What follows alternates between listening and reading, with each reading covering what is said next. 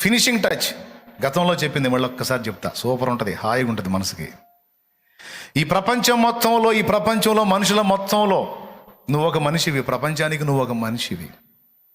ఈ ప్రపంచంలో నువ్వు ఒక మనిషివి, ఈ మనుషులకు నువ్వు ఒక మనిషివి. కానీ దేవునికి నువ్వే ఒక ప్రపంచానివి.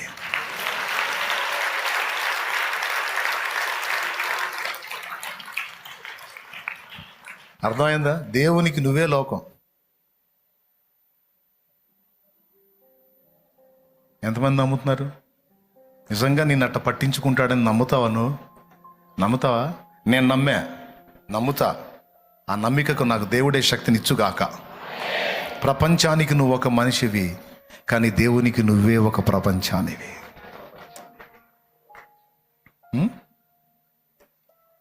ఆత్మలో నిండిన పరిమళ